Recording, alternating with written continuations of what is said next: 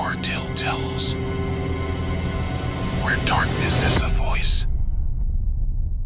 As the city slept, the mall stood silent, its corridors echoing only the footsteps of Mike, the lone night security guard. He preferred these graveyard shifts, less chaos, more solitude. But beneath the stillness lurked a curiosity that would soon unravel his reality. During one of his routine patrols, Mike noticed a door he had never seen before, tucked between a closed Forever 21 and a shuttered jewelry store. A heavy steel door painted a sickly pale yellow, partially hidden behind dusty mannequins. Curiosity gnawed at him. He fumbled through his keys, surprised when one turned the lock with a soft click. Beyond the door, a concrete staircase spiraled downward into a void of darkness.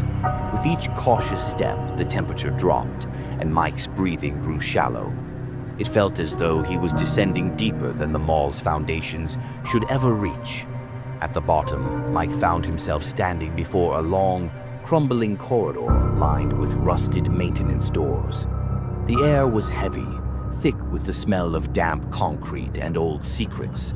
As he moved forward, the corridor seemed to stretch longer, the walls subtly warping, twisting beyond logic.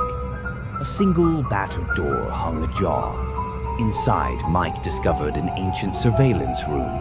Dust-coated monitors flickered weakly, some showing static, others bizarrely clear footage of the mall from decades past. But what chilled him most was a monitor displaying the very corridor he had just walked.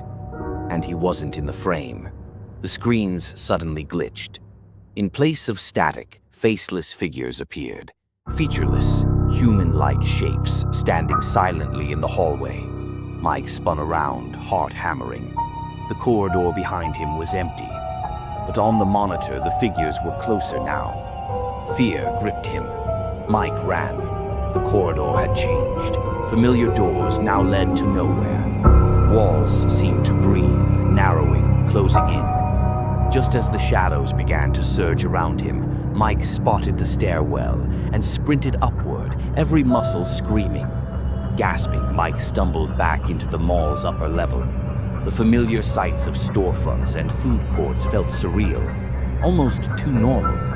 He never spoke of that night to anyone, but he never volunteered for the night shift again.